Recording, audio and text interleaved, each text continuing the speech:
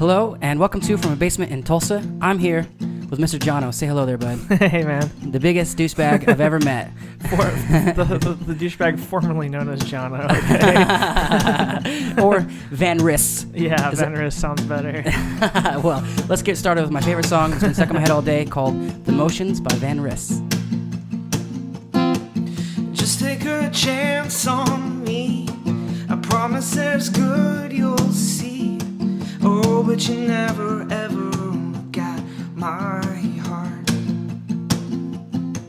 Come on, let's dance alright under the trees tonight.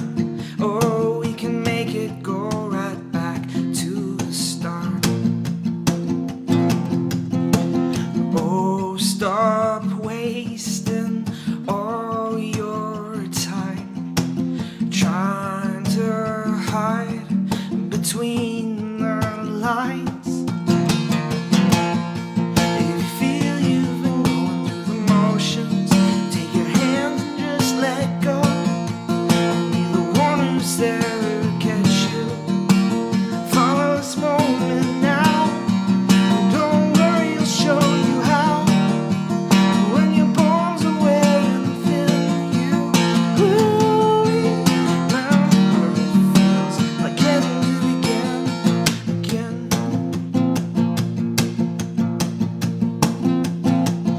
Everyone has scars. It doesn't matter who you are. You've been chiseled into a priceless work of art.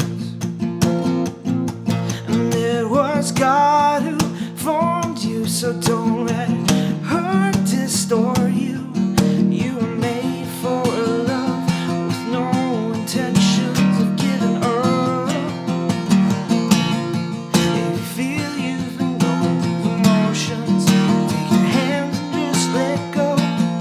I'll be the one who's there to catch you. Follow this moment now, and don't worry, I'll show you how. And when your bones are wearing thin, you remember it feels like heaven to begin again. 'Cause I don't wanna waste another minute of this fragile life I'm living on bitterness.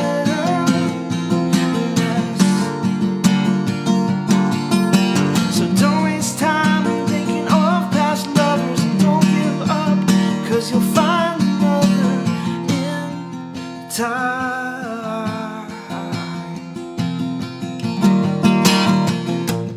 If you feel you've been going through the motions, if you feel, oh, oh, oh. If you feel you've been going through the motions, take your hands and just let go. I'll be the one who's there to catch you. Follow this moment now, and don't worry, I'll show you how. When your bones are wearing thin, you remember it feels like heaven to begin again.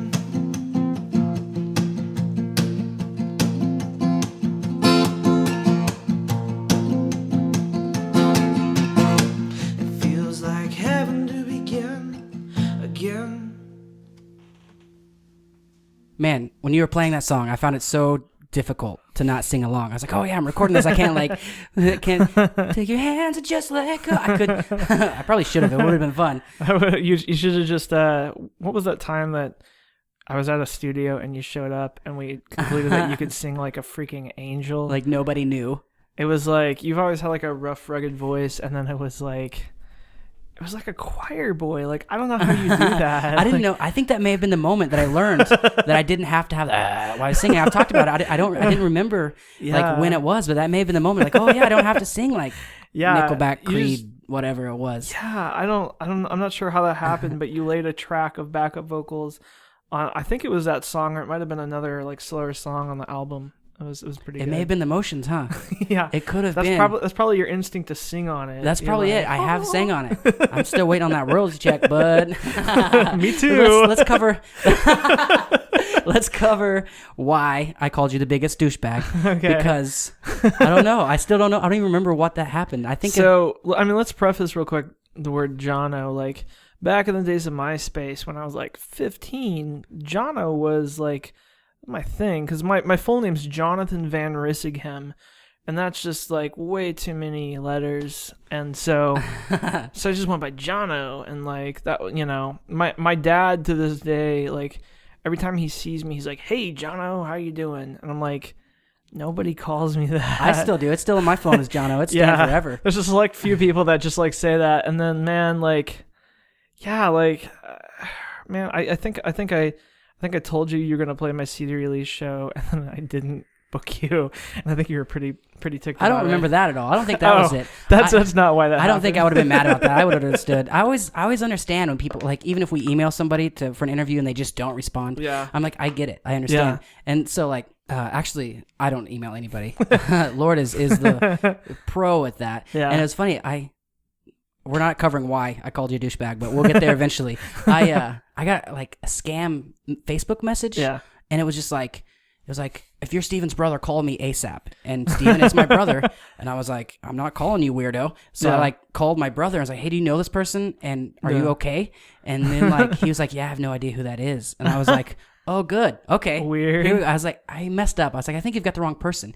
And she's like, no, your brother Steven is in jail and we need $300 to get him out right Seriously? now. Call immediately. And I was like, oh my gosh, I'll call you at 6. I was like, had to get home. I wanted to record it and like, just like act like I was sending the money and leave everything in, the phone number, the name. I just wanted to do that and just hope people call them and mess with them. Like, but I told Lord is that. I was like, yeah, and then I'll add it to the, I said, I'll add that recording to the Jono podcast. And she said, don't you dare do that. Oh my gosh. Because this week we also had John O'Callahan from the Maine. And she was like, you're not adding that BS to that episode. Like that's... I don't know how the Maine's career is going. Like it's probably going great. It's not really like my genre or whatever, but I feel like a publicist would see that like on a Google alert and be like, oh my God, this is the greatest thing ever. Somebody's lying about the lead singer of the Maine or whatever. Like, I mean that's Turns perfect. out it wasn't even him. I was just talking to you.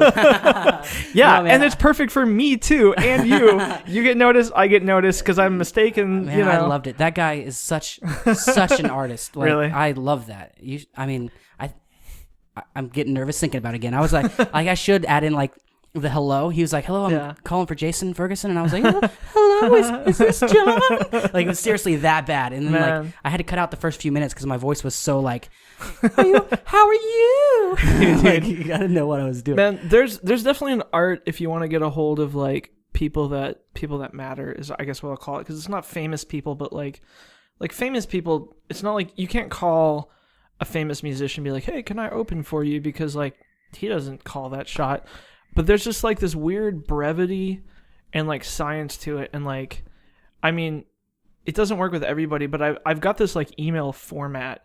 When I email somebody, it's like, it always follows the same routine. It's maybe like 3 sentences long. And it's like, hey, my name is, Van Riss, and I'm a singer-songwriter. Here's a link to my music, and here's my one sheet. I'm requesting to do this and this and this. Actually, I'll flip it around. I'll make my request, and then I'll kind of introduce myself. I'll just thank them for their time and consideration. And like when I started doing like that really brief like way to do it, everybody emails me back. It's the weirdest thing. I don't know what Lourdes does, but she's magic, dude. It's like I used to just like pour my heart and soul into like this email, like when I was like trying to contact like a venue to play a show or like some band that I want to do like a show trade with, and then now it's just like, this is what I want if you don't want to do it. Yeah, it's crazy. But the best story I've heard was it was Ryan Tedder, and he was talking about how he would call labels and like go to like get like he would connect to the wrong department and then be like, oh hey, I was on hold with your A&R department. Can you, and I got disconnected. Can you retransfer me? Or they accidentally transfer me here or something like that. And he did that a few times, and I guess it worked. Well, if he's talking about it, then that secret's out. Nobody's going to get to do that again. He's going to tell all his secrets away, or give all of them away. So I think that's like, it was one of my favorite songwriters, man. And like when I met him, I was like, oh my, like I held my composure pretty well, but we took pictures with him, and if you see the picture, it's like I've seen that picture. Girling so hard. I've seen that picture. I was in Los Angeles at a real iconic venue called the Hotel Cafe, and just the way that like musicians are, and like anybody kind of in this kind of area of hobby / entrepreneurship, like like who like the backup singers are for a well-known actor, who the songwriters are, things like that. Yeah. And there was this woman named Kate York, and she's a brilliant songwriter from Nashville, and she was at the Hotel Cafe, and she's not famous, like, and you wouldn't like, nobody would pick her out in a crowd, but she's written a lot of the songs that are on Nashville, for example, on the TV show. And I went up to this lady and was like fangirling like crazy. and she had a few beers, and so she was just kind of like eating it up, and I was just like, see, I want to be this guy. I want to fangirl over all the people that never get fangirled on. Like, you are the shaker player on Hotel California, man. I love your stuff, But yeah, man, that's where were we going with that? Fangirling over Ryan Tedder. Oh yeah. I actually have seen that picture, and I was actually really proud of you. Like, we like snuck back. Rockwell from Stevens Peak snuck me back there, and I don't know. It was really creepy, but it was also really awesome. So I don't mind. Yeah, I'm going to tell a weird story that actually involves the Jonas Brothers. And, good. And it involves like me and my wife sneaking to meet Nick Jonas. Actually last summer, which is just all embarrassing. All it was. Like, okay. Was it when you were 15, like Jono? It was. Okay, well, here's the thing. Like back when my wife was like, in high school or junior high or whatever, like she was a Jonas Brothers fan, like every other girl in junior high or high school. Yeah. Like that's fair enough. No judgment there. Like I don't even want to get into the kind of music that I was a fan of. But like, so we're in Los Angeles, same summer, last summer, and we just see that like Nick Jonas is doing a private performance in Los Angeles. Email, and you have to email this email address to be on the guest list. So we email, because like we're in Los Angeles, let's just do whatever. Yeah. We never get a response back. Well, we follow one of the people on Instagram that was putting this on, like one of like the crew members. Yeah. And they Instagram, hey, getting ready for the Nick Jonas thing at the YouTube space in LA. So we immediately headed to the YouTube space in LA. Yeah. So we immediately Google YouTube space LA. We finally find it. It's really difficult to find like Google must have purposefully like made Google Maps not find YouTube space LA. And so we get there. We have no time. We have no clue what time this performance is going on. So magically we get there right at the right time. We walk in, we leave our cell phones in the car. Or no, well, she left her cell phone in the car. We walk in and they're like, "Hey, can I see your credentials? Can I see?" And we're like, well, it was emailed to us. We forgot to print it out, but it's emailed to us." And we're thinking, okay, this is a decent lie. Yeah, like, okay, we found the place at the right time. And she's like, it being YouTube and YouTube being a Google company, she just whips out a laptop and was like, "Oh, well, hey, you can log into your email and pull up the email for us." Oh, you didn't think they'd have internet there. Yeah, so she calls bluff number one. Okay. My wife, just being the amazing woman that she is, I mean this is awesome. She's like, "Okay, yeah, I'll check it." She logs in. "Oh, I don't know why I can't find my email, but I mean, it's here. Like, I know I got it. And do you remember what it said?" "No, but I mean, I got it from this email address and whatnot." And so she's like, "Okay, you know what? Just sit down in this waiting area. I'm going to go talk to Nick's manager and just see if we can, what he wants to do." Because she's got to be thinking at this point, okay, this lady's convincing enough to me. They showed up here, all this kind of crap. Yeah. And you kind of look like Nick Jonas. Yeah. I mean, I had a hat on that he was wearing. We were rocking the pork pie hat thing, whatever.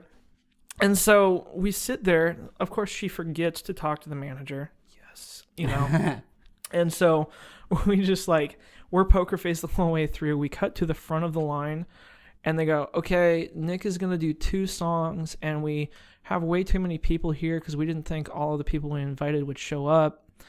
So we're going to split it into 2 performances, and we can only have 40 people each, Yeah. like in each performance.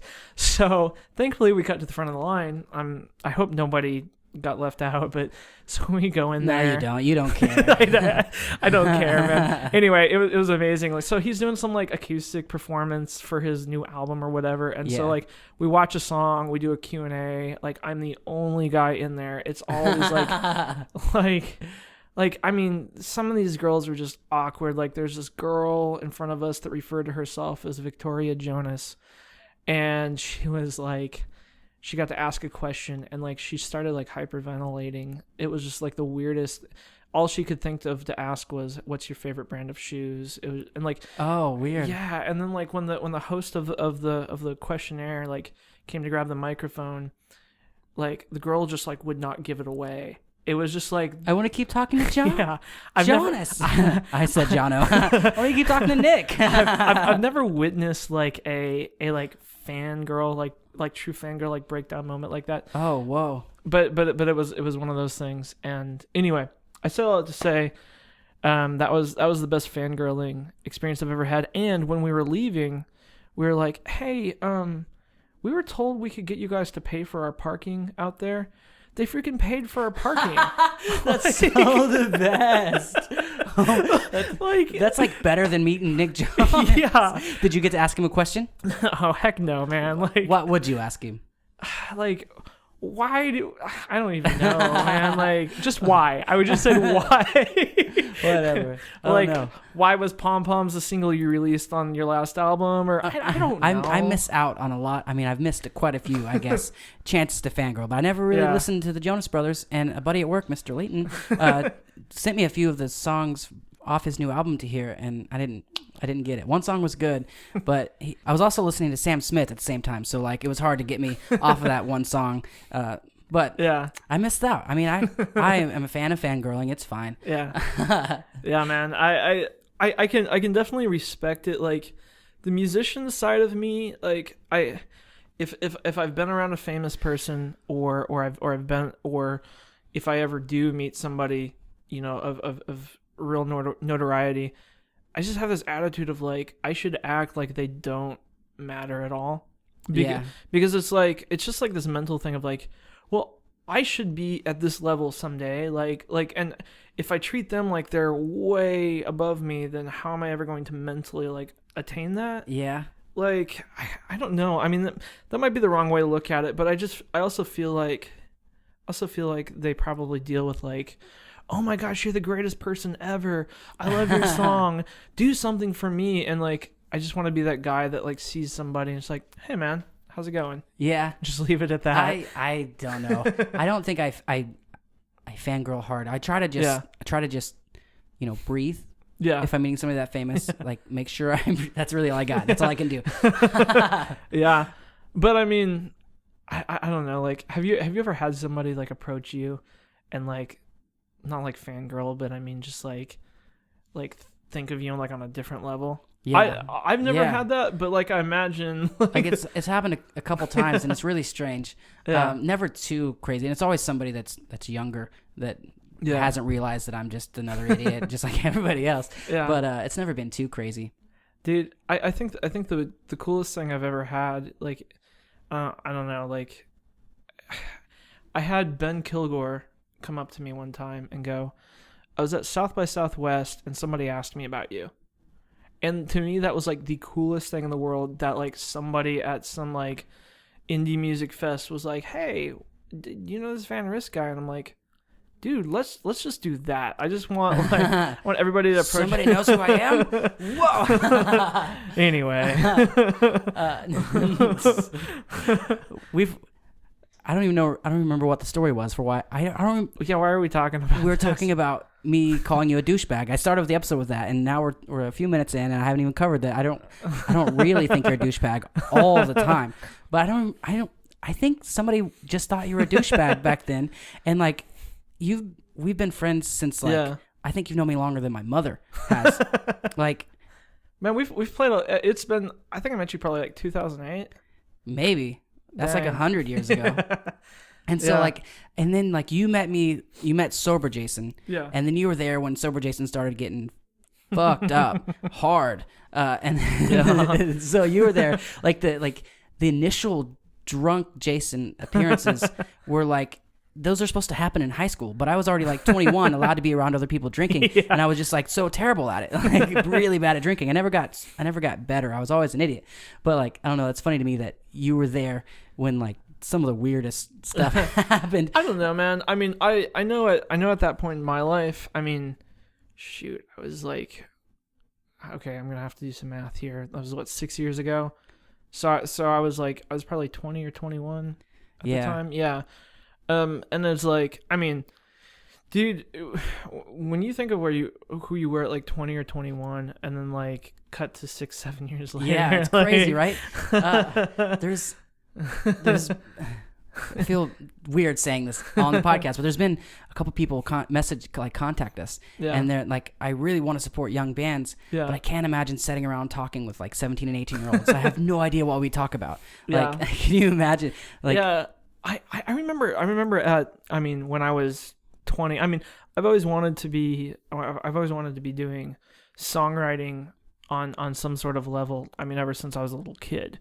And I remember, like, when I became an adult, being like so obsessed with all these like elusive sort of stages of like, I'm gonna make some awesome music, and I'm gonna like record it, and I'm gonna develop a buzz from my local shows, and I'm gonna get signed. And then what? I don't really know. I'm gonna launch like a fragrance line or something, like, you know. And it's like, I don't know. So it's like, I think younger bands are.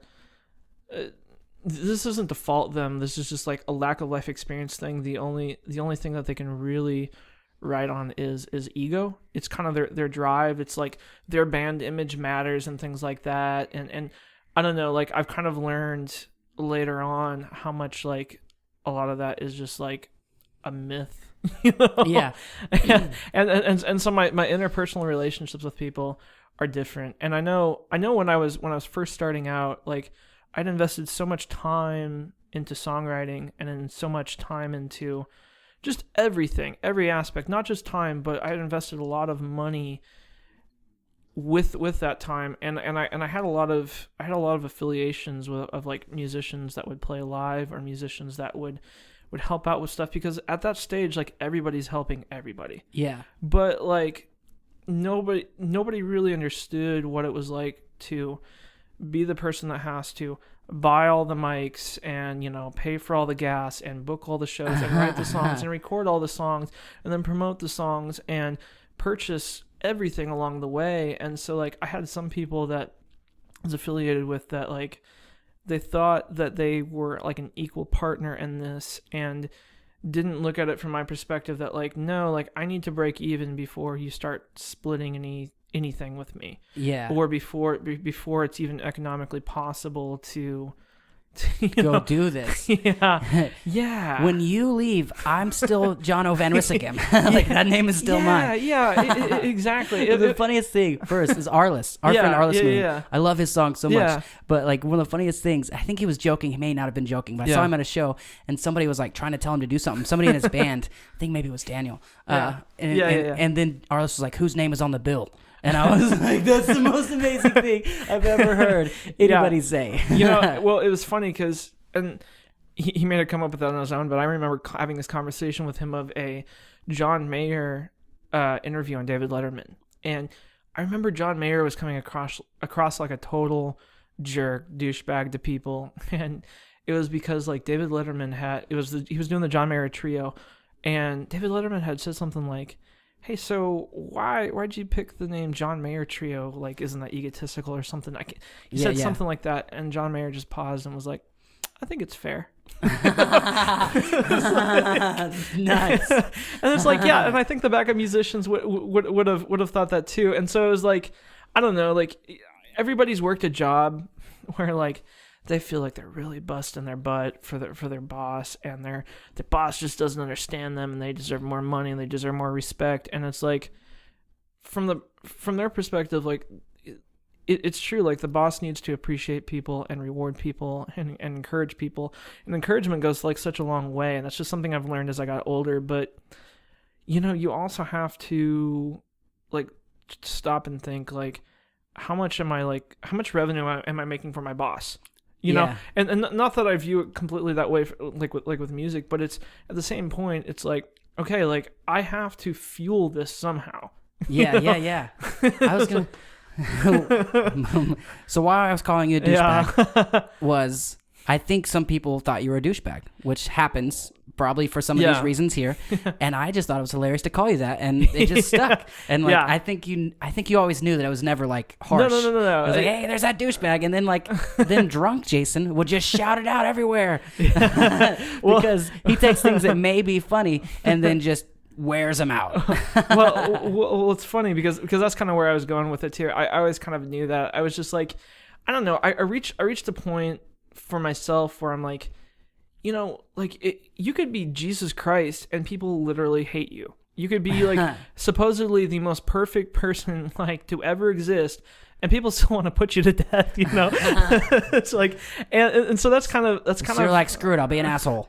No, I mean, you try not to do that, but at the same time, like, you can only do so much, like, to appease people before you're just like, like if you feel that way about me, so what? Like, for example, I have a song on YouTube called The River, and The River, like, has like over 250,000 views on YouTube, which, like, to the famous YouTubers out there is nothing, but to me is awesome. And for every 90 people that comment and say, man, I love this song, like, I get high to this song, like, I listen to this with my girlfriend in the car when we make out, just whatever, like, adoration they give, there's always like another 10 people that are like, he's gay, like, he's fat, I hate his O face. That was literally something that somebody said. And like, and I used to get these Google alerts, like, anytime, like, people do this where, like, anytime your name is mentioned on the internet, like, you'll get like something, sent to you. Yeah, and I used to do that, and I stopped getting those Google alerts because, like, somebody had, like, posted on Twitter, wow, pictures can be deceiving. I at first I thought Van Rist was cute, and then I searched him online and I saw his O face, and I was like, dude, like, what does that even mean, first of all? Or no, it wasn't O face, it was Shrek face. And I was like, really? I love Shrek. That's all right. Like, is it green? And it's I think if you're 90 for 10, or you said 90, it's like 10% bad comments. I think you're good. I think it's when it's a 60-40 split that you gotta kind of be concerned. Yeah. I think you're great. But I think you're fine. But it's just one of those things where, like, you go, okay, you know what? Like, if those 10 people hate you, like, whatever. Like, if, like, you can't please everybody no matter how good you are. Like, there's going to be somebody that sees you play a show or listens to this podcast or something like that. It's like, this sucks. Whatever. You're probably right. No. I mean, but those are the people that also do that about everything. Yeah, I've listened. It's coming. Like, a lot of people are talking about. Like, I listened to an interview. I think it was Radiolab or Invisibilia or one of those NPR shows, one of them, and they were talking about how they actually, like, they contacted and interviewed, like, the biggest troll, and he was like, yeah, I just really felt uncomfortable with myself, and, like, he apologized, and she's like, it was so mean. The interview was with a lady who's a blogger, and she blogs about her accepting her body, and, like, this guy was like not accepting her body, and but, like, he made a Twitter and, like, tweeted about how bad of a person, how terrible she is, as her dad that had just passed away. And, like, I can't even imagine after my father died, somebody tweeting me like, oh, by the way, you're a terrible person. It's like, whoa, how, like, your dad deserved to die. Exactly. How horrible of a person. But I don't know. I've asked for people to do that in the past. Like, I want some trolls, but I'm actually quite all right. Yeah. Well, and then there's some people that, just learn to game, and it's like, I think you probably reach a level if you're in the spotlight where you're just like, whatever, anything that's being said about me. So for example, like people got so ticked off at like the whole Kanye West thing with Beck at the Grammys, which was totally staged. It had to be staged. Yeah, absolutely. I thought it was funny. Were you there, or you were at no? another one? I went to the VMAs last year, but like with the Grammys this year, I was just thinking, like, well, Kanye West wasn't up for an award for anything, so this is the smartest thing ever. I think it's kind of funny, but like, it's like he's kind of reaching that Don King sort of like self-promotion status, like where he just like says all these like bombastic things, and like people love to hate, and either way, it's time spent, love or hate. The worst thing that can happen to, let's say, Kanye West is people become indifferent to him. People just not care. Yeah. So I think when you reach that level of like self-awareness or like self-appreciation, when your ego is okay because you make plenty of money or whatever. Back to the 90-10 thing. Yeah. 90 good comments, 10 bad comments. Do you think that's your ratio of good person to douchebag? I'm just kidding. Man, it's really weird too. Like it's really easy to like surround yourself with like a bubble of like creative types. Yeah. That you mesh well with, and it's actually kind of refreshing to like throw something out into the public and be like, devour this. Like, let's see what really happens. Before I release a new CD, I'm going to do my best to try to come up with some sort of focus group. I'm going to like find somebody that's like getting their master's in statistics or something like that and go, hey, can we get something together? Because like, I want to hear if somebody thinks the song sucks, or even worse than if it sucks, is it boring? Oh, like, yeah. Boring would be the worst thing. Like, Rebecca Black sucks, but people paid attention. I'm about to sing it right now. You know what I mean? But and then she learned how to sing, and then nobody cared because it was boring. I think my favorite tweet was like about that. Was like, God, dang it, this girl just ruined my favorite day of the week. Because now, like, anytime somebody mentions Friday, there it is. It's in your head, and so I get that. You mentioned new music, new record. Is that happening soon? Yeah. Okay. So I started recording like end of December. It was like the 2 days before Christmas. I went in and we tracked drums. It was really cool. This gentleman named Chris Wiley played drums on it. He played drums on Ben Rector's Into the Morning album. Oh no. Yeah, I know. I mean, oh yeah, that album's terrible. No, I love Ben Rector so much. No. Ben's got great music, and so he was just like it was like a last minute thing. Like I had a different drummer, and like I just really wasn't like feeling like that it was gonna work out, just like commitment wise and all that.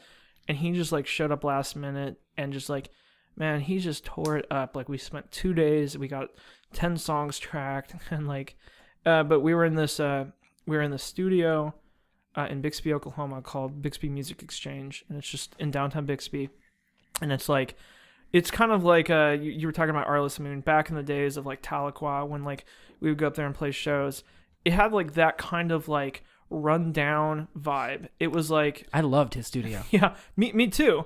I would rather like I got a chance to record in a polished studio, and I would rather like record in like a dumpy like building.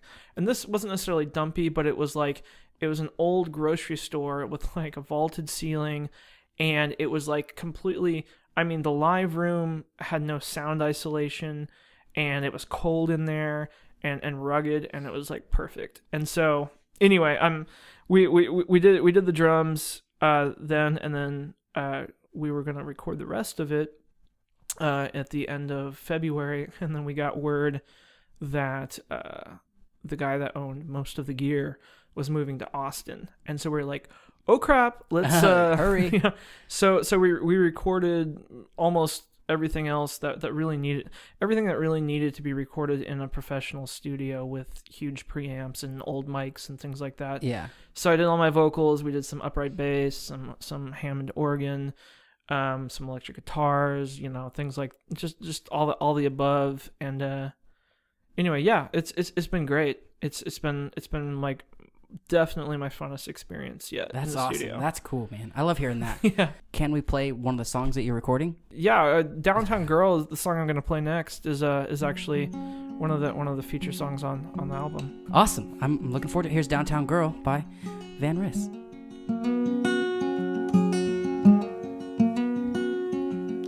She buys herself a cup of coffee and holds it close to warm her hands. And I'm losing myself to her denim and pearls.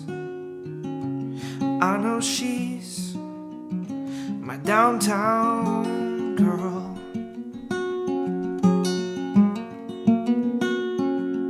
She lays her head in her small town. One day she'll rest next to me, and through every street light and every turn, I know she's my downtown girl.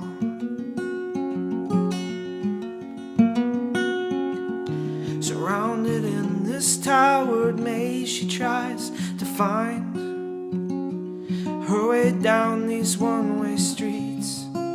But oh, where she walks, I'll line my steps beside, and I know one day she will be my downtown girl.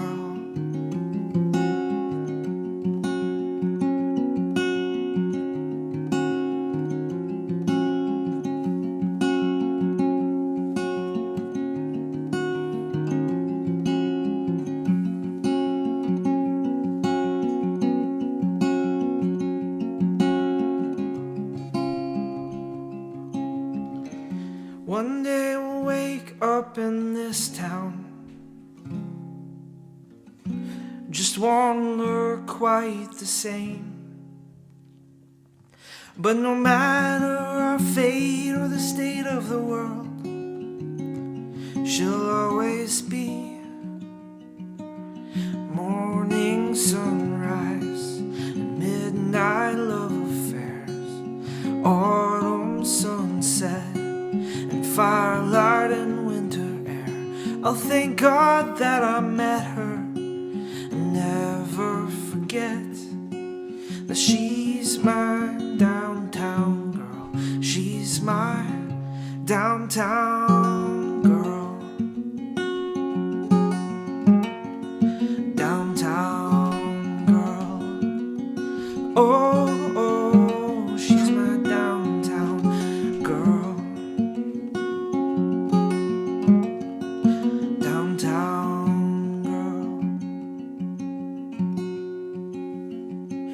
Downtown girl. What a beautiful song, Jono. Thanks, man. I think you were one of my first. You were one of the first people I saw playing live often that added a vibrato when they were singing, and I was Really? like, I have to learn how to do this, and I think I eventually did. But I really liked that play on your voice. Thanks, man. What's that song? Tell me more about the writing process of it. Oh man. Okay, so Downtown Girl actually was not written when I lived downtown. I do live downtown When right you were now. a downtown girl. Yeah, you know, it's back when I was a kid and I used to wear dresses. I used to go to anyway. It's okay, man. It's 2015. But yeah, you know, it's kind of just a song about. It was a song about meeting my wife and kind of where our relationship is, you know, where it started, where it's gone, and ultimately where I know it will kind of find its resting place, you know, as we get older. Kind of its peaceful kind of a, I don't know what you want to call it, but its summit point. We'll call it that, you know. Yeah. And so it's a different kind of writing style for me since getting married. My first two albums were writing songs about Wanting to be married. writing songs about like the kind of girl that I wanted to be with, I knew I was meant to be with, and putting it in, it's a nonfiction, or I mean there's a fictional kind of, you know, archetype kind of thing out there for me, and then I meet a girl and we get married, and all of a sudden I can't keep writing about that, mystical, archetype out there. I have to actually start, it's going from fiction to nonfiction, or based on a true story to, biography or something like that. And so my last album was released in 2011. That's how long it's taken me to like really adapt creatively to writing about what's right in front of me rather than like what's in my imagination. It's weird. That's cool. Yeah. That's pretty man. nifty. That's swell. Yeah. I always would hate when I would hear like publicists talk about, or fans talk about like, who did Taylor Swift write this song about? Because like the publicist, like songwriter kind of like skeptical side of me goes, probably nobody. And yeah, in fact, I looked at all the co-writers she had on that. She probably didn't even write that song. But like people just assume like everybody writes a song from like a nonfiction point of view. And a lot of people do, but like, like the first song that I played, The Motions, like I never danced with anybody under the trees. Like, but I could illustrate the sentiment. I've had that feeling of trying to convince somebody, hey, take a chance on me. How I illustrate that is just being good at illustration. Yeah, that's cool. Anyway, is there a moment you can think of that? I love hearing this kind of stuff. Yeah. I love asking these kind of questions. Yeah. Is there a moment you can think of that like something came to you that you just have no idea where it came from? I like talking about most artistry, real creativity, I believe, comes from somewhere else. It's not, you have to go somewhere else to bring it back. Yeah. In a way, or or it just comes from somewhere else. I might be taking it way too seriously. But no, I definitely can connect with that. Like, I mean, there's definitely the level of, I can think of certain songs that came to me creatively just like in this weird moment. Like, for example, the first song, The Motions. I remember walking out of a Best Buy in like 2007 or 2008 and hearing Colby Collet's song Realize. And I had never heard that song before, and I didn't even know what the song was at the time. It took me forever to figure out who it was, because it was just this instrumental kind of section at the end of the song. And like, I mean, the chorus for The Motions came to me like right then. wow. Yeah. Like it was like walking out to my car in my head, sang it in my head. It was done. And it took me like a year to come up with anything else to it. Wow. Yeah. I'm not so bad off. No, man. I mean, a lot of songs take me a long time, but that was a weird thing. And like that song for me, I thought was a terrible song. I would have never put it on an album. And it's my favorite song of yours. And when I released that CD titled The Motions, I came around to it. Like, enough people convinced me. Like, that was the only song that was getting any like support, any traction, any licensing at first. And so it was like, okay, I learned this thing of like, you know what? Maybe whatever I think is the worst song is probably the best. Maybe I'm just screwed up. But there's definitely that other kind of song that I've had. Like on that first album, there's a song called Time and Space, where I just went into a microphone at that studio that we were talking about in Tahlequah and just sang some stuff, whatever came to my head, whatever just came out was it. And it's, it is that raw sort of like one take ad lib. Let me just rely on my like raw natural artistry and just see what comes out. That to me was like a really like beautiful, important song. The second album, there was a song called The River. And for most people, that's like what anybody out there that knows who I am or whatever, that's typically the song that they discovered me through. And that was the same thing.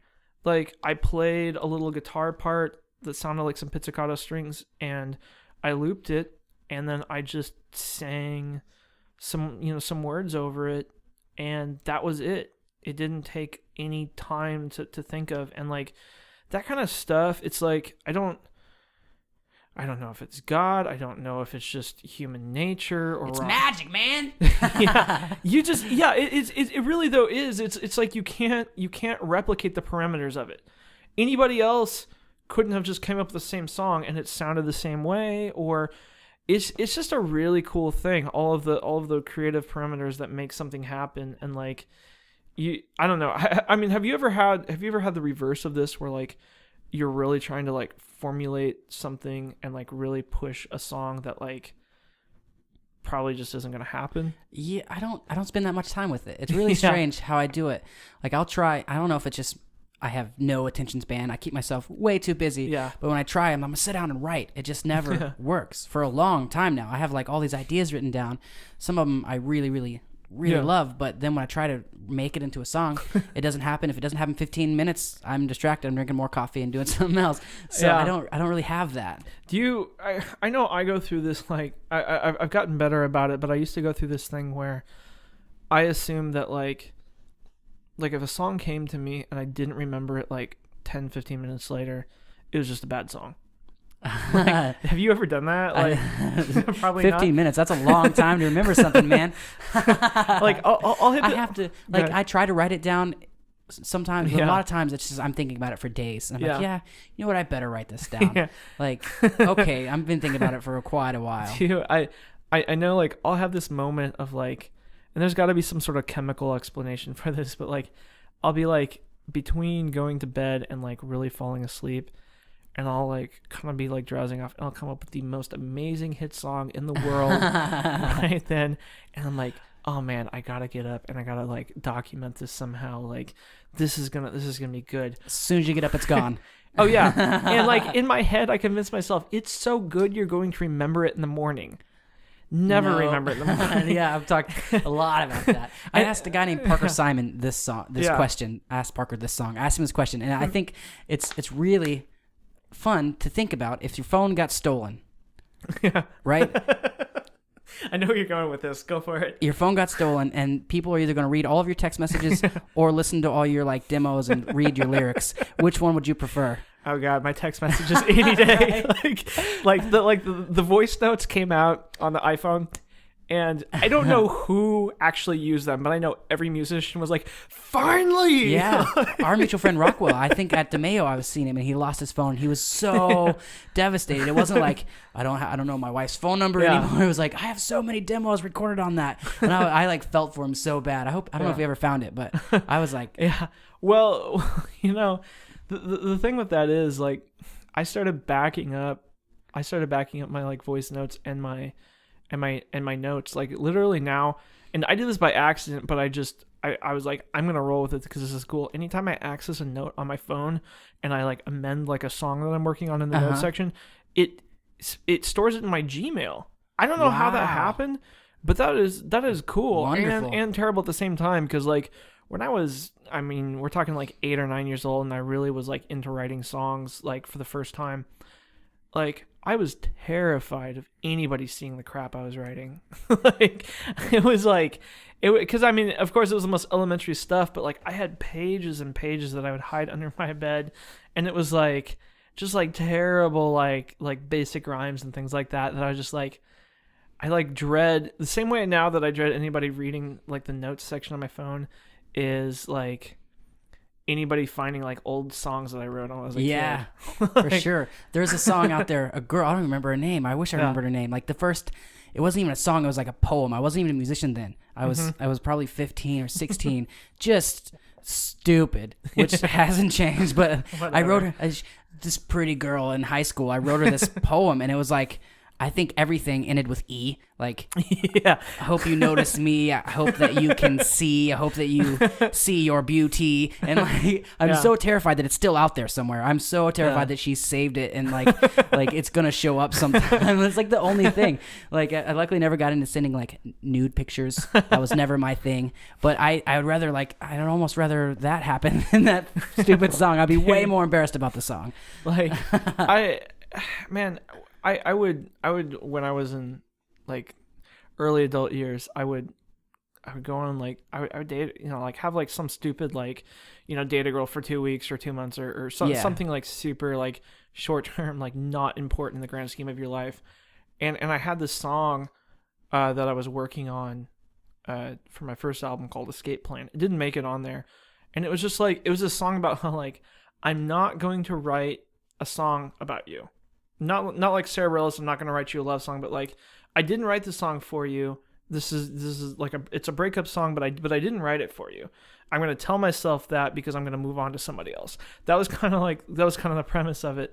And I would get like emails from like a girl that like I might go on like a date with, and then like just not interested, and she'd be like, and I'm just curious, like, what was Escape Plan written about me? Like, no, like, no, like, stop it. That is the whole point of the song. Like, it was so stupid.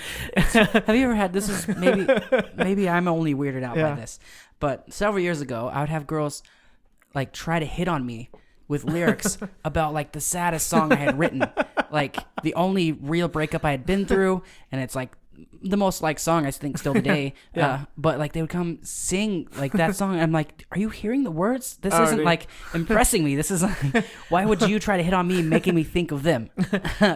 my first like really like serious job, when I was 18, I worked for a few years as a photographer, and you took my album cover photo from That's What She Said. Yeah, I'm actually looking at the wall ago. right now. Yeah. So when I worked at the photography studio that I let you guys sneak into late at night. Oh yeah, and there's all this weird stuff everywhere. Yeah. And then they turned it a few years later when the business moved out. They turned it into like a nightclub. Yeah, it's Recess Lounge now. That's hilarious. Yeah, I've not been there. I didn't know that, but I got booked there, and it was like a Monday night, and I like showed up. I went to the address, like no way, and like really, like weird story, real quick. While we're talking, before I get to where I was going with that same studio is where we photographed Ben Rector's album Songs That Duke Wrote. Mm-hmm. Yeah, he has a song. The song to Duke is like, no, it's not Duke. He has a song about his nephew, to his nephew. Yeah, but anyway, but his second album we recorded there, or not recorded. Shot. We photographed there. I'm gonna go Google it. Yeah. You were the first person to show me. This was 600 years ago. Like, at least 6 years ago, right? 5, 6, 7 years ago? Something like that. You were showing me what happens in Photoshop when you're photoshopping girls. Dude. And now it's like a big part of people's attention right now. Like, none of these girls are real. And you're showing me, like prom pictures, and you're like, yeah, I have to cut all this out and do all this. It was so different. You were like, here's what she looks like after I'm done with the picture. Here was the initial picture. Yeah. And I was literally like, whoa! well, and here's the thing. And, like, this will actually segue back into where I was originally going with this really well. So, like, I no doubt, like, nobody needs to, like, fat shame or, like, give girls this unrealistic, like, eating disorder, like, version of, like, what their body should be. Like that's disgusting. That said, like, from my background working in, with Photoshop and working in the photography world for so many years, here's the two things. One, the raw photo that's taken of you is not the real version of you. Like, for example, like, based on the lighting of a photo, you can look fatter, you can look skinnier. I don't make that up. That's just how it goes. Yeah. And so, like, or there's some poses that a girl will do where, like, she leans on her arm and it will make her arm look huge. And so, like, I know that. And so I go into Photoshop and I would trim that area of a girl's body, let's say, because it's like I'm not trying to make them look like a supermodel. Like, nobody needs to look like that necessarily.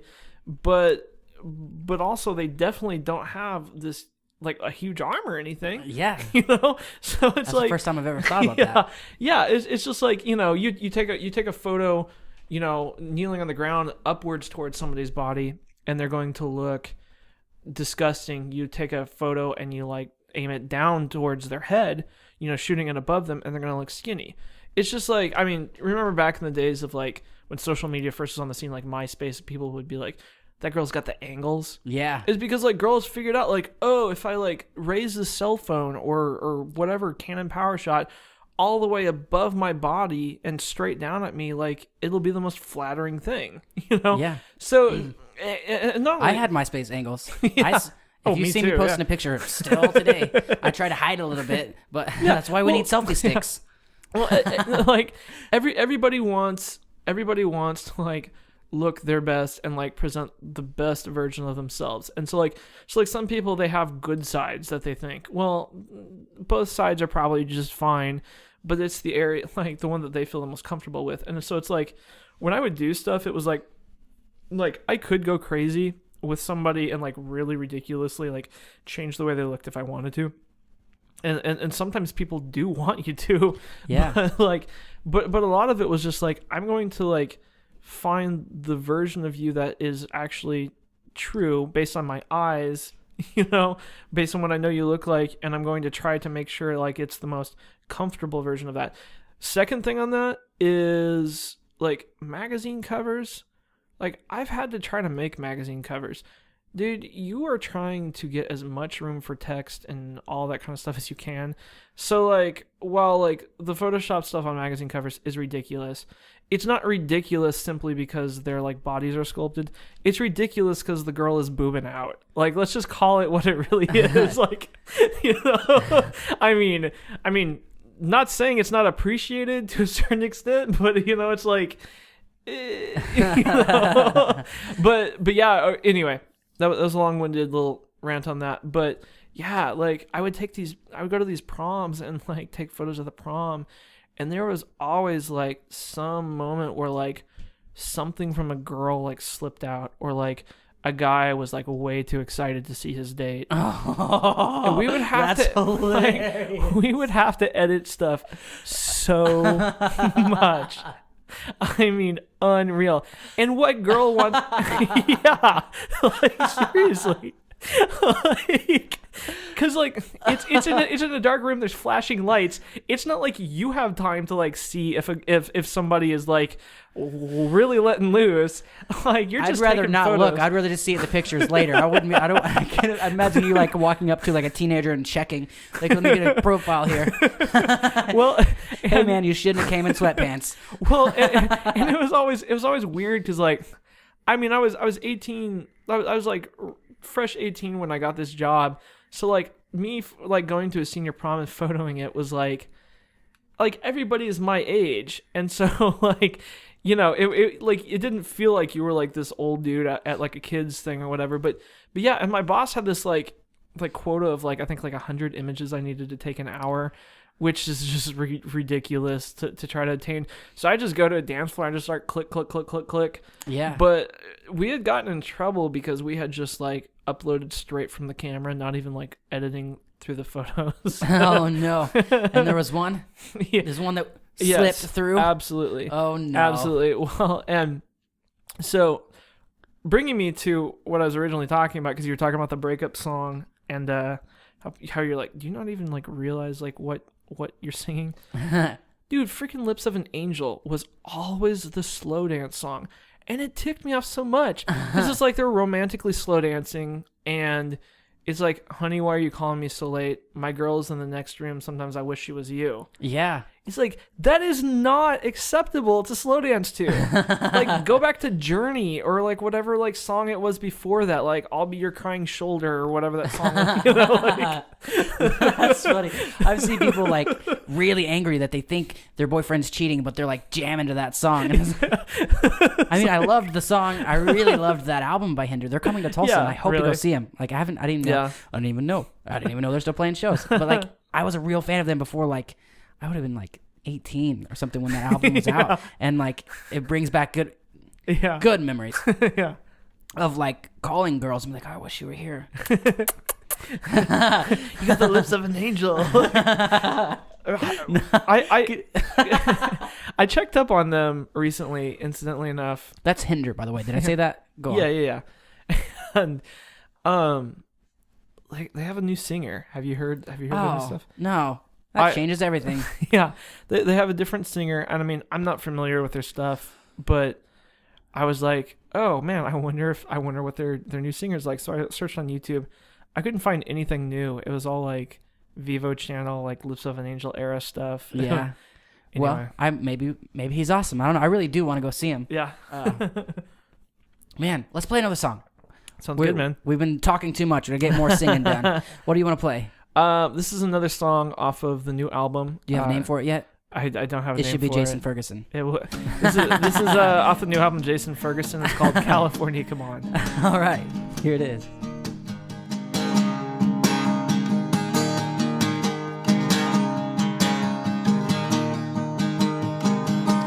Windows down on the side of the road, flat tire puts a hole in the drive.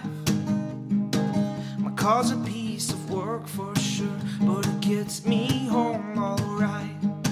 I spoke my mind to the night, I said, listen up, cause I've got my point of view. I wanna see my baby in her smiling face. I've got no time to lose, so California, come on. Making my way down the 405 of California, come on. I gotta see my baby tonight.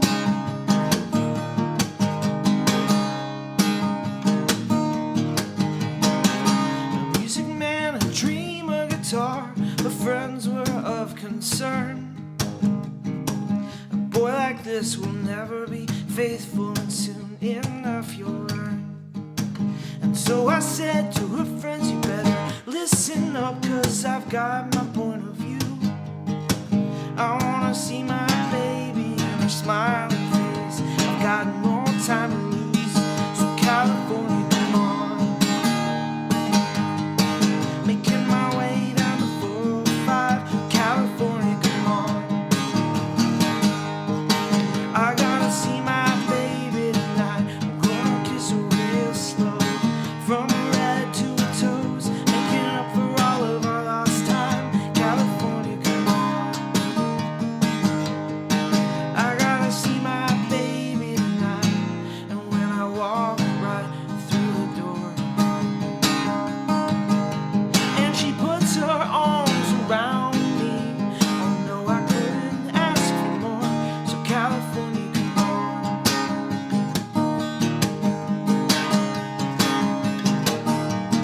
California, come on.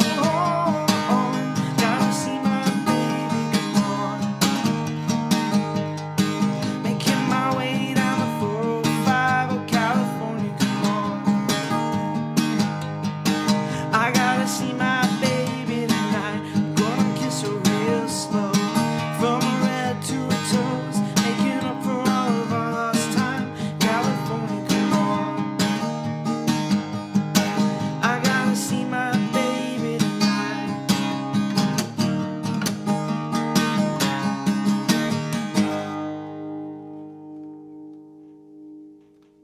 California, come on. Jono, serious question. Yeah. Did you write that song when I was in California for a week and you're like, I gotta go hang out with Jason? Yeah. I was Of course. like, gotta see my baby tonight. You had long hair. I was still 40% blind. I didn't really understand. Like, It's amazing how much that happens in real life. Let's talk about this. It hasn't really happened recently too much, but like maybe because I just brush it off now. But I'm fairly certain people think my girlfriend and I are a lesbian couple. like, hey man, how are the hormones going for you, man? No, it's just like, how you doing, ma'am? It did happen recently, and like we just blew it off. I don't even remember what store it was. I was just like, yes, I need this, please, thanks, bye. Like, what do you need, ma'am? Dang it! But it reminds me that okay, well, my boss. Yeah. I've been working in the same place for like 2,000 years, literally. Okay. Not joking. And when we went on like a small tour, and I was probably 18 or 19. I was probably 20 or 21, Yeah. whatever 2,000 years ago was. And I felt amazing just going on like I think it was like 2 or 3 shows. And you're like, learn these songs on bass. And like, you gave me a CD and I sat there and practiced forever. But like, I knew where to put my fingers for your songs most of the time. But do you remember this? I had to like stare down at the sheet of paper, and you had written the chords down, you had written the notes, but I had like drawn over it with like where my finger goes on the fret because I didn't know where that was. But it was this place in Edmond, and I bring up my boss because he made a joke a long time ago that I look like Meatloaf. And he was the first one to say it. Yeah. And if you look, there's certain pictures of Meatloaf back in the day that I have a striking resemblance to. There's no getting around it. But I had like never heard it anywhere else. But that show in Edmond, the first time, the lady was like, has anybody ever told you that you look like Meatloaf? You remind me of Meatloaf. You should cover some of his songs. And I was like, no way. And then it's like, for a couple years, it happened all the time, which is better than Ma'am. Like, I'd rather be Meatloaf than Ma'am. But either way, like, so that was the first time. And then my favorite part of the story is me not knowing anything about the instrument I'm supposed to be playing. I only know basic knowledge of your 5 songs that we're supposed to play. That's all I know about the bass guitar, which I should know it all. And then you find out we're playing an Elvis Costello cover show. Yes. And you're like, yeah, man, you're just going to have to follow me. And I'm like, I don't think that's going to work, bro. So I don't know if our story is following through. We show up in this venue in Dallas. Club Dada. Club Dada. Yeah. And they're like, by the way, I guess you didn't read it. They didn't send it in the email. By the way, you have to play all Elvis Costello songs. Yeah, I was going to play like 3 or 4 and then like do a full set. Yeah. But they're like all Elvis Costello. Yeah, it had to be all his. And you're like, you can do this, Jason. And I was like, there's literally no way. Like, this is just not possible. You're like, it's in the key of C. And I'm like, oh, man. What's that? Like, that's so long ago and awesome. You're like, what is that? Is that fret 3? Like, A, B, C. So I can play. Anyway, so what ended up happening, yeah, I had to be 21. Because you and the drummer didn't drink. So you gave me all of your drink tickets, which wasn't all that many. But like there, it was 6-point beer. I don't know if it actually made a difference, but when I found out I was drinking 6-point beer, you were like, I'm so much drunker. I'm really drunk. Oh no. And it was like 2 beers. Man. Which is like 4 beers if it's 3.2. So which looking back, it had to be all placebo. But yeah, that's like the greatest thing I think that's ever happened. Like, Jason, we're gonna need you to play this instrument that you don't know anything about, and you have to play these songs that you've probably never heard, and you're just gonna have to follow me. Yeah. So what ended up happening is he played without a bass player while I drank all of their beers. And I had the most amazing time. Yeah. Meanwhile, Daniel and I are on stage, drummer and a guitar player. I really don't know these songs. I don't really like Elvis Costello anyway. You're just like, I need a gig in Dallas, so let's do it. I just wanted to play Club Dada. I wanted to gig in Dallas. It was like at that like exploratory zone for me with music where I was like, I've got to play every venue out there. Like somehow a venue is like a notch in the belt of like, yeah. You know, you look at it on the flip side and you're like, well, I didn't get paid for any of those. No one was there. Like, I don't know. Like we're literally the only 2 people to remember this show. Like I reached a place where like, and my wife wants me to play more shows, and I will play more shows. I just haven't had anything to promote. Yeah. But she was like, I got to this point where I was like, you know, I spent $100 on gas to Dallas, and you know, plus all my time, plus all the practice, all these things. Plus you have to travel with this loser, Jason. Whatever, man. But like, I was just like, you know, I could take that same $100 or whatever my other expenses were, and like invest in internet ads and actually make money back. Oh my gosh, for people that actually I really want wanted to click on to it. get into this because you know another side of music that I've never even looked at. Oh man, talk about being a large percentage of your career is you've achieved it through online. I think you're one of like the early adopters of doing that kind of thing. Well, man, you know, I finally just looked at like what it would. I started figuring out online ads. Like, it was mostly Google ads, and I would just actually invest in keywords that, like, you know, like if you would find Coldplay, you know, if you search Coldplay, my ad would show up. But the thing is, like, in like prime time in America, when you search Coldplay, to have your ad show up on Google would cost, you know, like anywhere from like $3 to $10. You know, so we're talking like 3 o'clock in the afternoon to like probably 9 at night. Like kids are getting out of school, people are going to bed. That's just kind of when they're going to be able to listen to music. And so that would cost like way too much money. I can't invest $3, let's say, hoping somebody spends $1. Yeah, exactly. It's just a great way to run yourself out of business. And so I would invest ridiculously low bids on those ads, and they wouldn't play in America in the prime time But at 3 at night, on the other side of the world, they would be broadcasting for really low bids. So somebody in India is accessing my music because they search for Coldplay or Fleet Foxes or Bon Iver or however you say his Or Jason name. Ferguson. Yeah, or Jason Ferguson. I actually even invested in Google Ads of bands that I didn't like. or like it was just like this like really petty thing I was doing. I was like, I don't like that band. They're rude. Like, I'm just gonna invest and like beat them on their Google Ads. Like it's just like really. Here's how little I knew about the internet back then. Yeah. I probably would have invested those thinking those people saw it. I'd be like, oh yeah, I'll pay $10 to show Colby Calais my songs. Not when somebody searches Colby Calais, that when she's on Google, she sees my song. Yeah. That was the moment where like I was like, oh man, this elusive like developing a buzz and getting signed, like that doesn't mean anything. Like I actually have to get eyeballs. I actually have to get ears. And so so I did that, and I actually started like finding keywords for independent acts or like lesser known acts that like artsy people would like and know who they are, but like nobody really mainstream wise would know. And I would invest in those, and I would get some that were like pennies, like barely anything. And so it was like, look, if I can't, if I sell, let's say I'm investing 5 cents an ad. If 50 people listen to the song and not one of them buys it for $1, then why the heck am I even doing this? Yeah. You know, it's like, so I really, and so I really was breaking even initially. And then I eventually, like, as I got more listens and as those people kept coming back, they eventually started buying and actually netted positive money from it.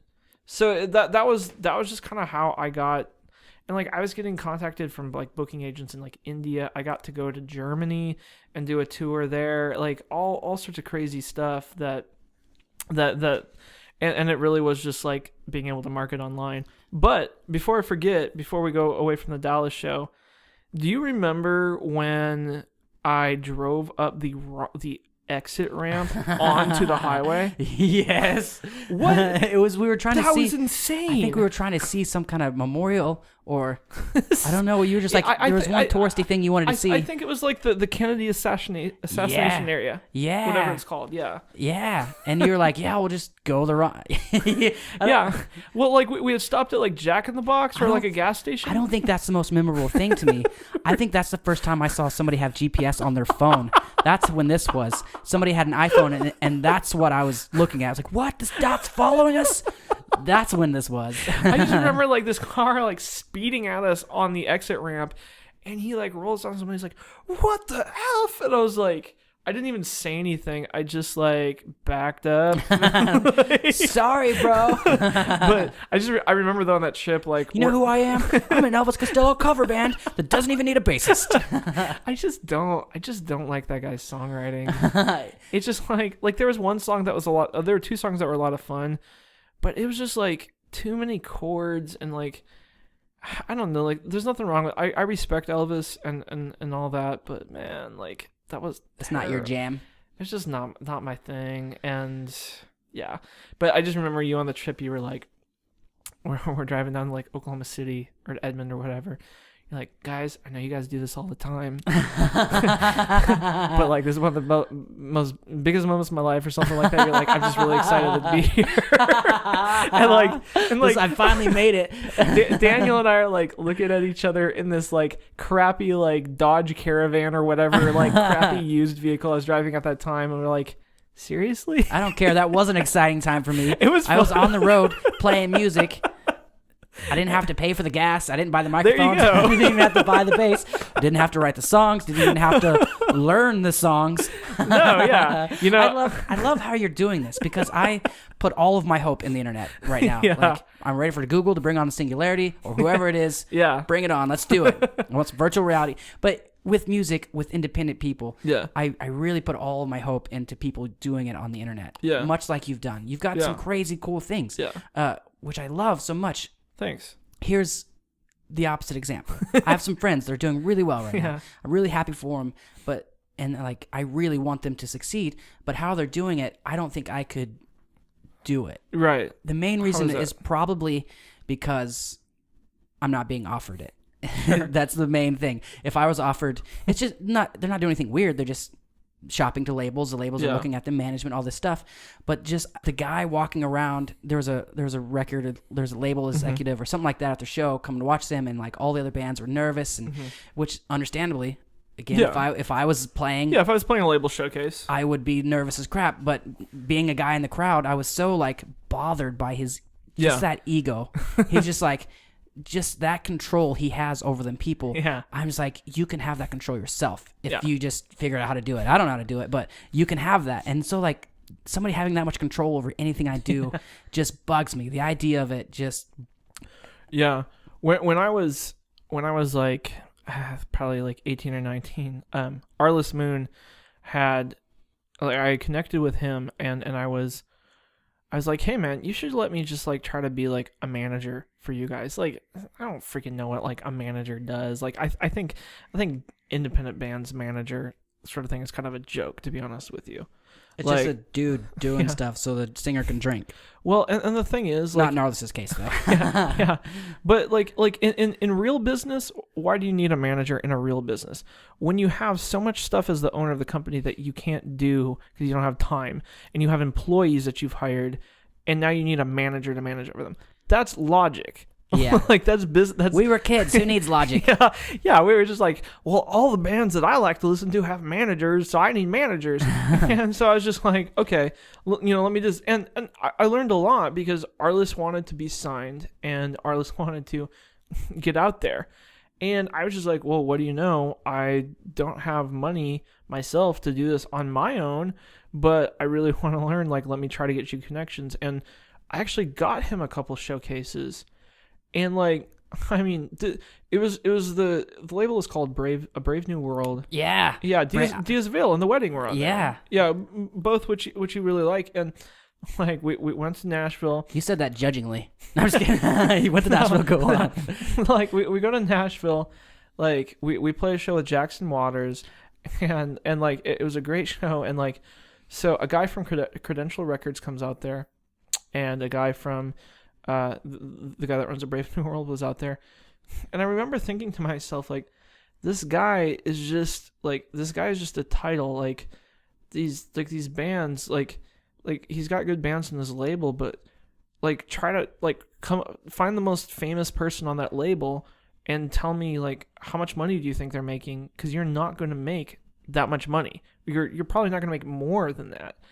And like, and so Arliss was so into being signed, and then there's nothing wrong with that if that's the road you want to go. But it's like, I don't know. I gotta go back to like, just kind of like common sense business. And like, if I'm in a scenario that I feel I don't deserve, or that I feel is like this huge level, like out of nowhere, unforeseen, that I'd have to like rise up to me, that just says you're not ready for it. Like, yeah. You know, I hope I didn't sound like I was talking trash. I just really could not handle the pressure. I wouldn't be able to handle the pressure of that guy looking at me and me investing that much, like, hope into his opinion. Like, that kind of stuff just literally stresses me out. Maybe it does everybody, but like that kind of thing. So I really love that you can see and talk to people in India and Germany, like, because we have this thing on our phone. So I really do think that's like kind of outdated. I don't know. I mean, I always just go back to like, I've always tried to, once I got some sense in me, and there's nothing wrong with people that pursue. I mean, there's lots of people. Katy Perry went broke how often trying to like get a label deal and become a big pop superstar, and now she finally is. She tried hard enough, and it paid off. And I really do think that if you really work really hard, like, you'll get what you want. It may not be the best thing, but you'll get what you want. Yeah. You know? But for me, I just try to like, I try to look at what I do. Like, there is art and the creation of art, but as far as like getting people to listen to it, I have to employ business skill. And like, a lot of it's just basic stuff like, okay, I'm running a small business. If you really think about it, that's what I say on my taxes I'm doing. Yeah. You know? And so it's like, you know, now I'm getting into how much are my expenses and what profits am I getting to how are they offsetting each other? And am I making enough profits to make the expenses worth it? You know? And that's what I get to. And it's like, with doing online marketing, I can establish like where I can track metrics on everything. I know exactly where all of my YouTube listens are from. I can look at all of my iTunes and other online sales, and I can find out the zip codes that they're from. Well, that's legitimate negotiation, power into where I book my shows, how much I get of money, if I were like joining a tour, what am I worth? Nothing. I'm just kidding. Pretty much, but yeah, it's like that. There's another band that, like, because we're talking about bands that are looking for labels, a local band that they used to be around called Stars Go Dim. And I think they are on a label now. I just don't think it's an official thing. I'm not really sure. I kind of lost touch with the band's kind of changed, and so the people that I was good with aren't in there anymore. That dude can sing so good. He's ridiculously good, and he's like deaf in one ear. Wow, that makes me so mad when you think about it. But like, I didn't know that. I don't like that guy now.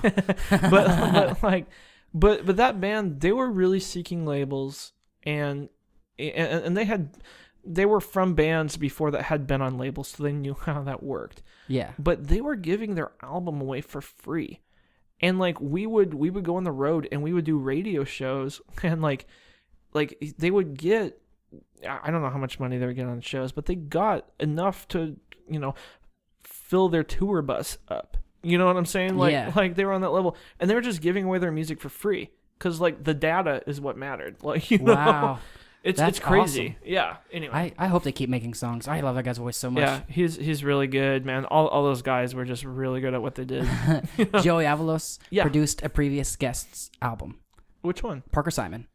Really? I had a good time with Parker Simon, but he mentioned that. I was like, oh, and I told a story about how Joey Avalos probably thinks I'm a weirdo, which is common stuff. Like, I'm like, man, I'm a weirdo.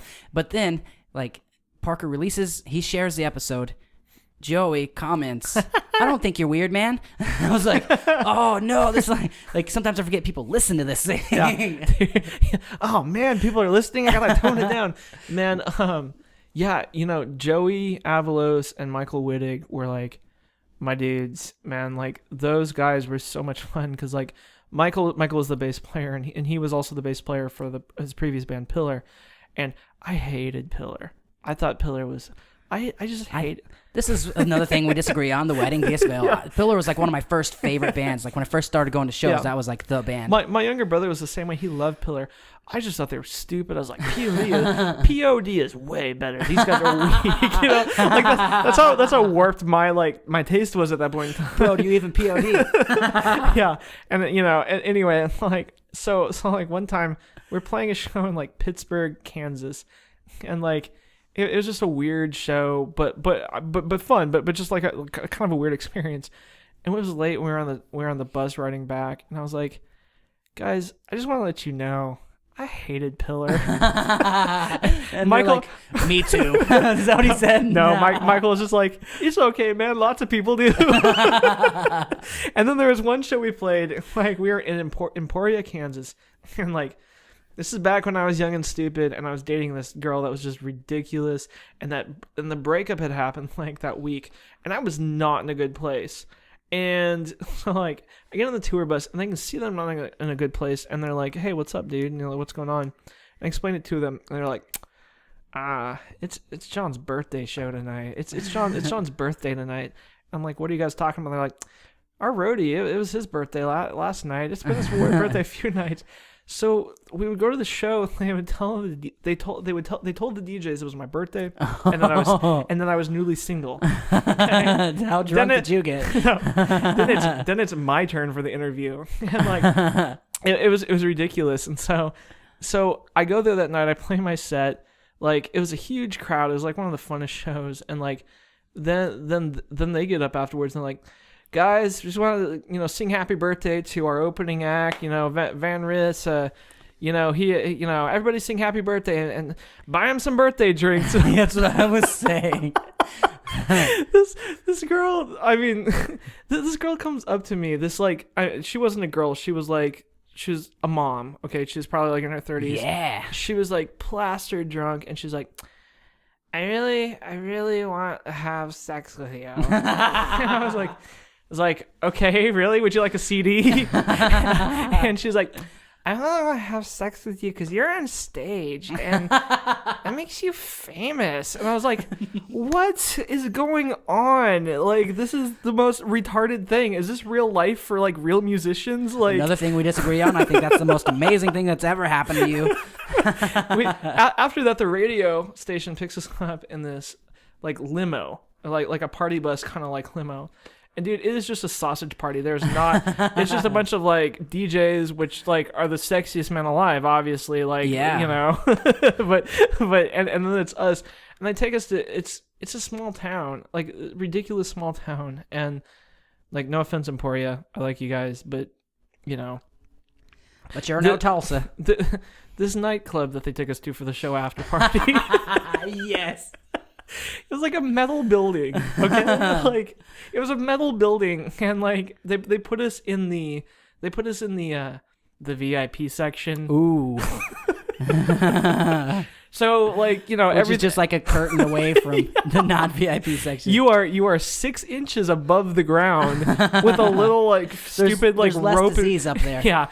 A little rope in front of your area and things glow. And dude, it is so stupid. Like the kind of people that are into that stuff, they're like, oh, you guys are on the VIP. Can we buy you some drinks and go? No, like, and we were there for like probably 30 minutes and then we just left. We're like, this is the stupidest thing ever.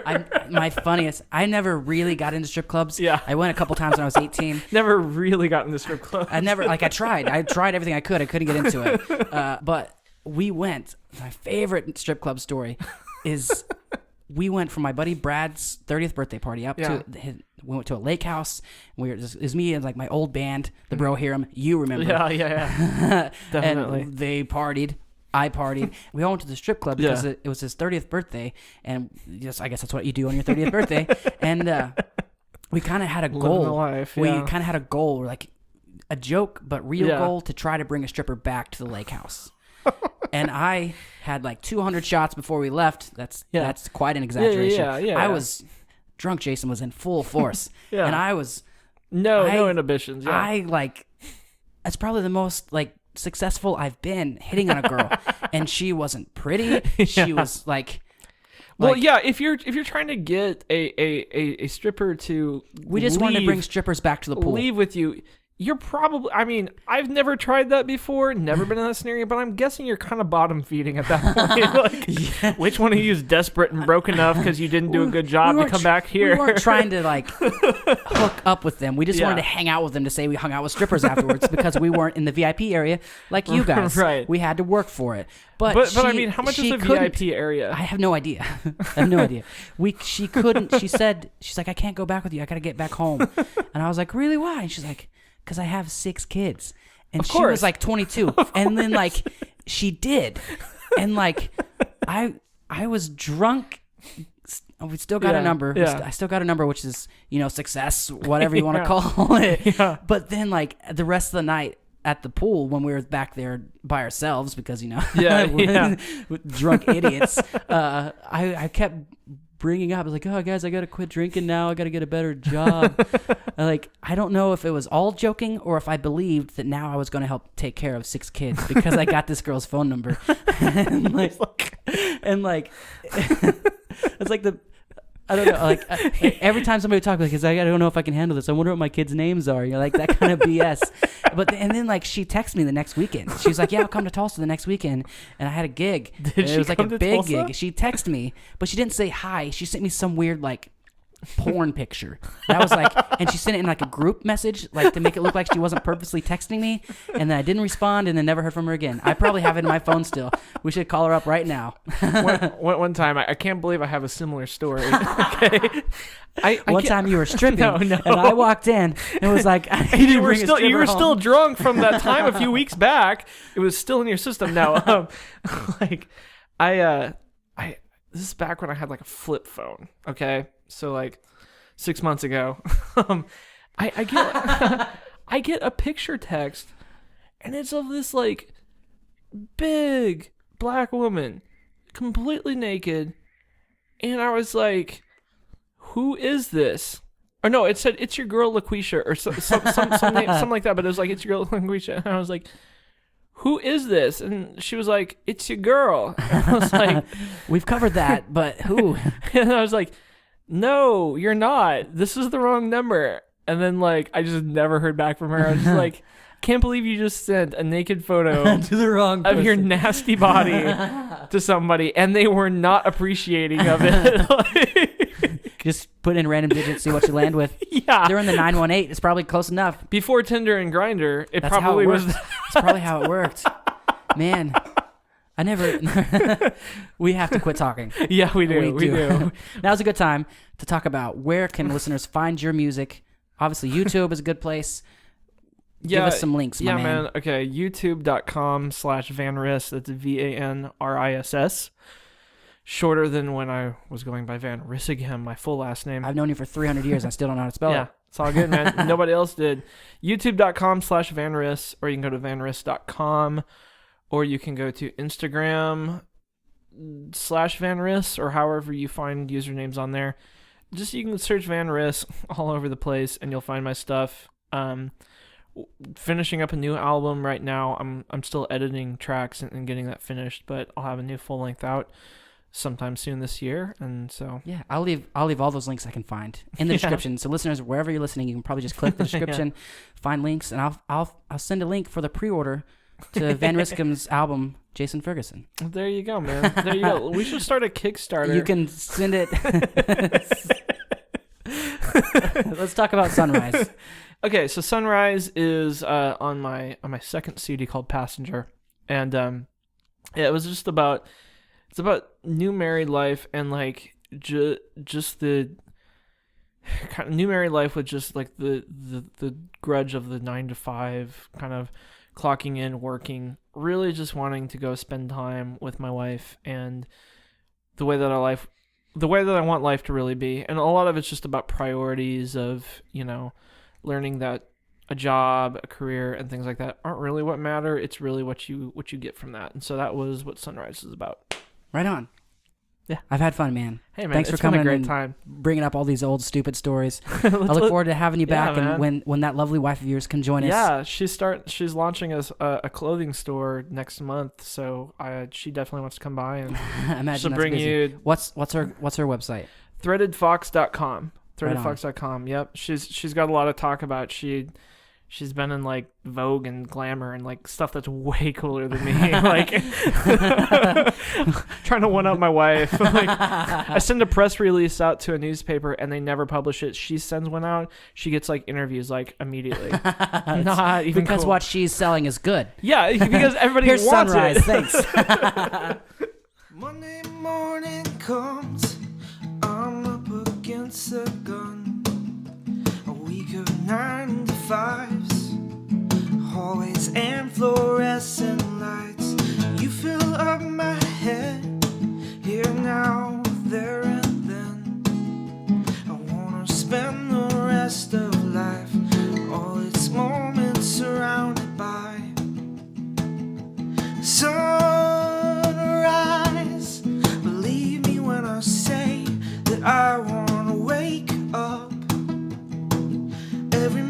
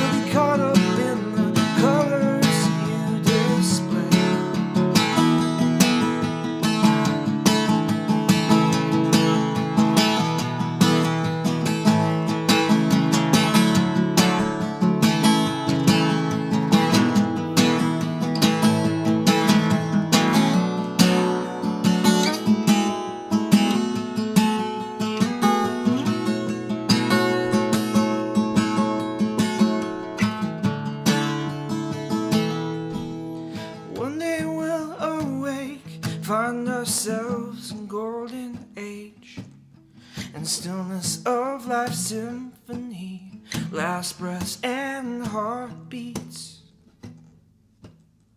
Sunrise, believe me when I say that I wanna wake up